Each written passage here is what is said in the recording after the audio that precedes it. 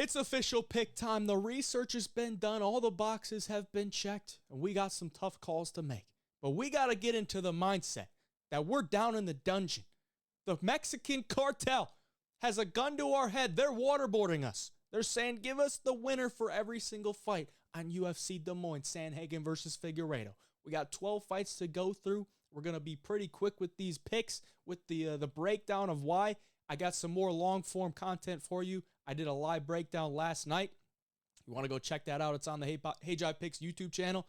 Hit the like button for me on this video. Go check that out. A little bit more long-form, but this is just picks straight to the point. Once again, picks and bets are very different. Keep that in mind. But we got to scroll all the way to the bottom. We always start with the first fight of the night. There's going to be chapters on this video if you just want to skip through, get to one certain fight. But we got to start with the first fight. We got Juliana Miller, Ivana Petrovic.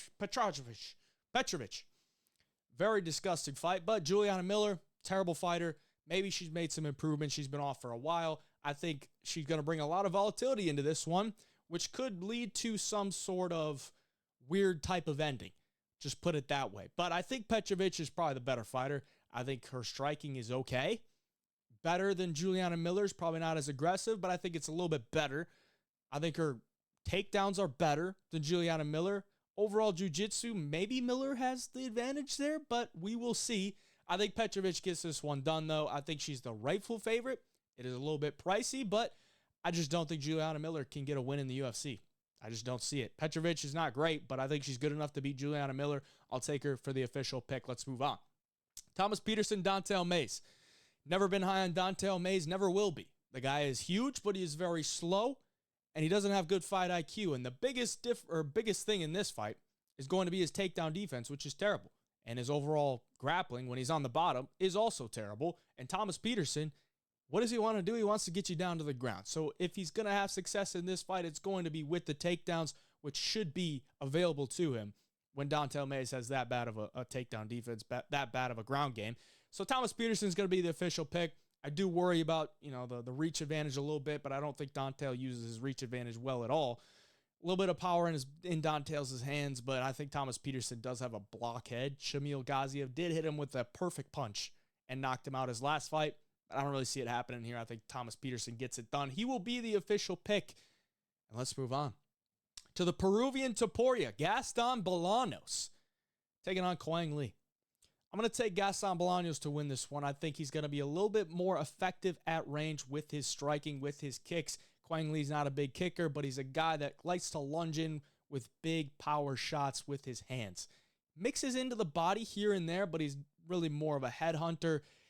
He really likes to just explode with like a big 1-2 or like a shovel uppercut 2. I don't know that Gaston's going to fault to that. Maybe Quang Le can get some grappling going in this one. If I was his coach, I would probably say you got to mix in some grappling if you want to win this fight. Because if it's just a straight up kickboxing fight, you're probably going to lose.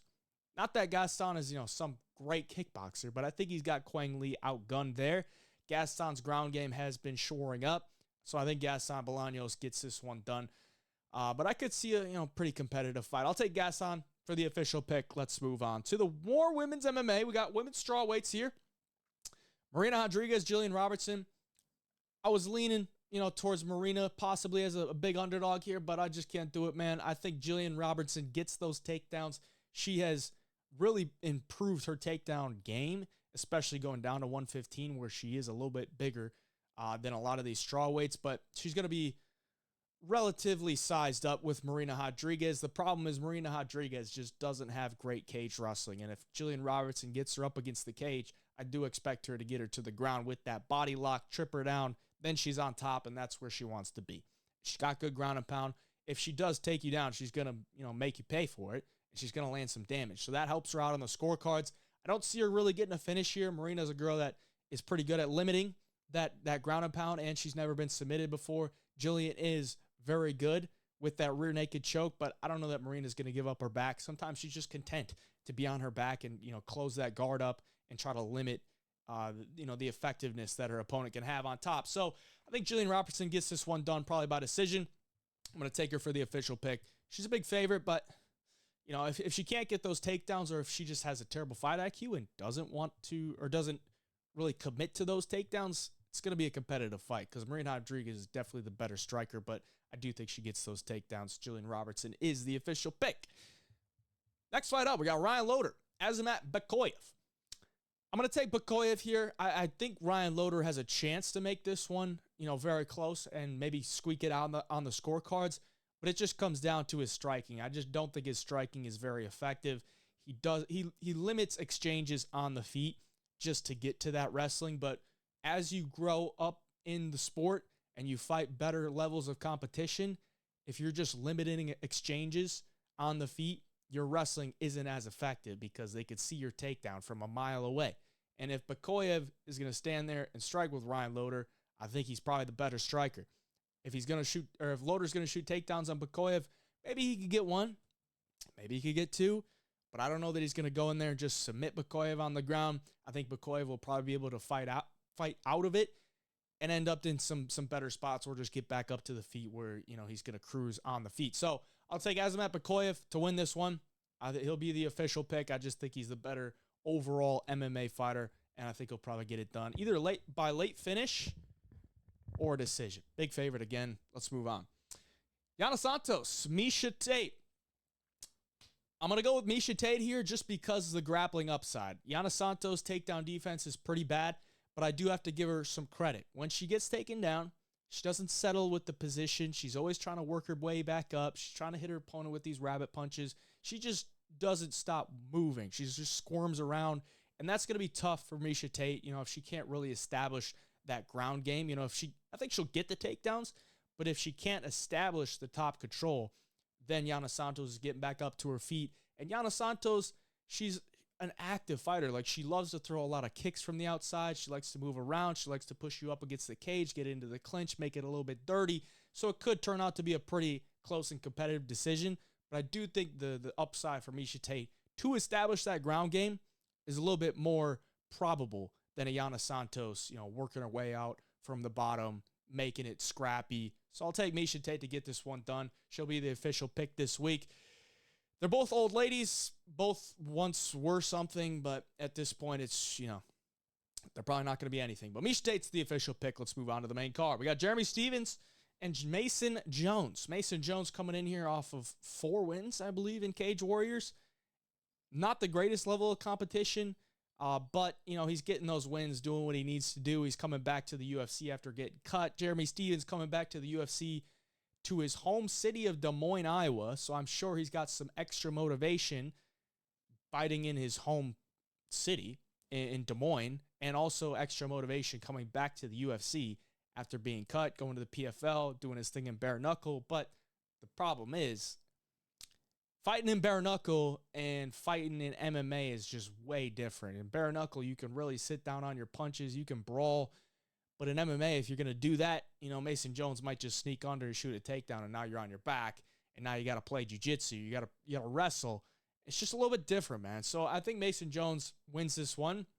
He's a huge favorite.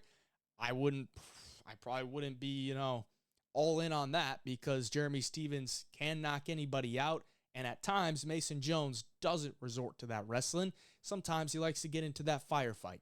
And if Jeremy Stephens is going to, get into a firefight with a lot of guys, he is down to do that.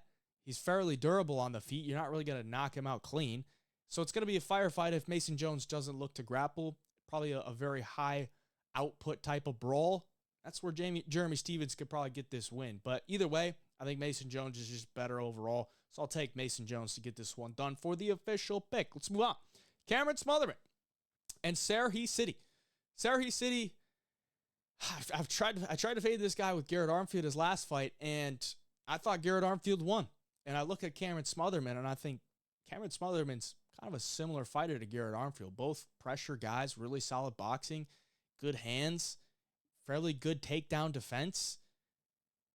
So I think Cameron Smotherman can win this one. I don't think Sandhagen City does well when he's pressured, when he's moving backward, or when guys are willing to throw combinations in the pocket, because he's not a counter striker. If you watch him fight, he likes to be at the end of his kicks, at the end of his punches. He likes to set up stuff himself. But if you put the pressure on him, he's not very effective. And Cameron Smotherman is a pressure boxer who wants to just stuff your takedowns, be in your face, and unleash combinations to the head and to the body. If his chin holds up, I think he wins this fight. We've seen Cameron Smotherman knocked out a couple times, but I don't really rate Serhi City's level of competition on the regional scene very well, and I don't really rate his knockout power that well. So I think Cameron Smotherman gets this one done. I'm going to take him for the official pick. There's an underdog for you. And let's move on to this great fight we got right here. Montel Jackson, Daniel Marcos. And this one might be a little bit longer than the past breakdowns, but I went back and forth on this one, boys, okay? I think Montel Jackson is a real raw talent, but the guy is just not active, and he can kind of rely on just that big shot. And he's been able to get that big shot in a lot of fights. And I'm not saying like he needs to knock you out or he's going to lose, but he relies on that big shot to be effective in the striking. He's not a high-volume guy. He has a huge reach, he has huge hands, and he has huge knockout power or knockdown power as well. But, when he knocks guys down, he doesn't really do the best at following up. He's knocked down many guys before, and they've gotten back up. So, even if he knocks down Daniel Marcos once, if Marcos recovers, then they're back up on the feet, and then Montel's got to do it again. Like, there's no real way that Montel Jackson wins rounds in the UFC without landing knockdowns. And that's tough. That's tough to do once you go up in competition. And I look at a lot of Montel Jackson's wins, and I'm like, this is just not very good. Jesse Strader, JP Buys. Like, his best win is Damon Blackshear, but it was an 18-second knockout, something like that. Like a very quick knockout. So I would have liked to see how that fight played out a little bit more. Obviously, the KO power is with Montel Jackson, but outside of that, I think Daniel Marcos is probably the better minute winner. Let me just say that. I don't want to say better fighter, but the better minute winner. And if Montel can't land that knockout punch, I think Daniel Marcos could win a decision here. He's a solid scrapper on the inside as well. His kicks are solid. I don't know that Montel's going to be having a lot of success with his takedowns if he needs to go to that with Daniel Marcos. Marcos has like an 88% takedown defense. And honestly, I don't really rate Montel Jackson's wrestling all that well either. So I'm going to take Daniel Marcos for the official pick here. I just think he wins more minutes than Montel. Montel might win it based on the moments, but I'll take the undefeated guy as the underdog against a guy that is a little bit inactive, don't rate his wins that well, and relies on his knockout power. So give me Daniel Marcos for the official pick. Let's move on.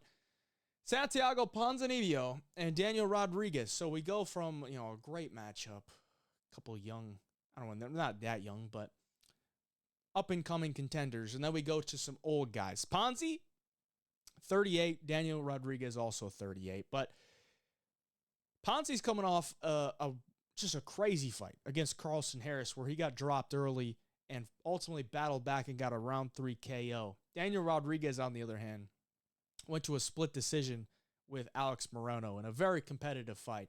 One that I was looking at and I'm like, this isn't the Daniel Rodriguez that, he was 4 years ago. I saw a pretty stiff fall off. He was on a losing streak and then he got that win against Morono. And I just think he's on a steep decline. And if this is going to be, a firefight, I got to favor Ponzinibbio because even if you knock the guy down, he's just going to get back up and he's going to keep swinging. He's going to keep putting the pressure on you. And I don't know that D-Rod is down for that. Like, he kind of likes the clean kickboxing battle, more of a boxing battle. If there's any grappling in this fight, I would expect it to come from Ponzinibbio because D-Rod's not really a guy that wants to shoot takedowns. And if you grapple D-Rod, he tends to tire out pretty quickly. I mean, you're talking about a guy in D-Rod that got submitted by Neil Magny in round 3. Kelvin Gastelum took him down like one time, and he was huffing and puffing, couldn't get up. So if Ponzi wants to go that route of mixing in some grappling, I think it would benefit him. If he's just going to go the brawling route, I trust him to be a little bit more game. So I'll take Ponzi to get this one done. He'll be the official pick. Old men. Should actually be a decent fight, though. Should be decent. Should be a fun one. Ponzi's rarely ever in a boring fight. To the co-main event. Reinier de Ridder and Bo Nickal. I think Bo Nickal could set himself up for a letdown spot here because Reinier de Ridder is a good fighter, man. A really solid fighter. Really good competition. Even though he's only had 2 UFC fights, he got thrown in with, a tough vet in GM3, and he submitted GM3. in a kind of a grueling fight. Submitted him in round 3. And that's usually when GM3 starts to turn up. So got to give him credit there. Taken down and submitted Kevin Holland. People have done it before, but at least he went out there and did it pretty easily. So you got to give him a lot of credit. He's also huge for the weight class, 6'4". There's a lot of stuff going up against Bo Nickal. I think this is a real test, but ultimately I'm still going to side with him. If there's a gun to my head, I'm going to take Bo Nickal, okay? Because I think Bo Nickal could win a striking affair with Reinier de Ridder. I mean, if you're able to win a 15-minute striking affair in the UFC against a guy, even if it is Paul Craig, it was a 30-27. I thought he clearly won the fight. Everyone was disappointed he didn't shoot takedowns, but at least he's got some fight IQ. If you're an inexperienced guy, why would you want to go to the ground with Paul Craig? That's the only way Paul Craig's going to win. So he did what he needed to do. He got the win with the striking. Could he do the same thing here? I think he could. If he wants to get some takedowns, I think he could probably get a couple takedowns just for something for the judges to look at. But I don't know that he wants to really do that. I think he's probably just going to look to strike, and I think he can outstrike Reinier de Ridder. De Ridder has pretty low-level striking for, the level that he's fighting at. He's a submission guy or bust, and I just don't know that he's going to get it. I know the line on the submission prop is kind of calling my name, but if there's a gun to my head, official pick, I got to go with Bo Nickal to get this one done. I could see a decision, or maybe he clips him with some type of overhand left, but I think it's probably going to be a decision for Bo Nickal. To the main event, Corey Sandhagen, Deiveson, Figueiredo. Going to keep this one short, even though it's the main event. I think it's a high-level fight, but, Figgy, it's not looking good for Figgy. Yeah, I know everyone's going to be on Corey Sandhagen this week. I get it. I just don't see a lot of path to victory for Deiveson in this one. He's going to have to hit Corey with something big and capitalize on it. And if he doesn't, he's probably just going to lose rounds because Corey's a great point fighter. He's going to win a lot of minutes. He's going to win a lot of rounds.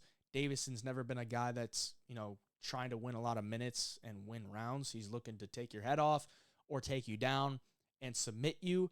So it comes down to minutes versus moments. And I just don't really see how Figgy creates a lot of moments in this one. I think Corey can stuff his takedowns. Even if he does get taken down, get back up to his feet. I think Corey can outstrike him at range. I think he could even hurt Deiveson Figueiredo. Deiveson is older.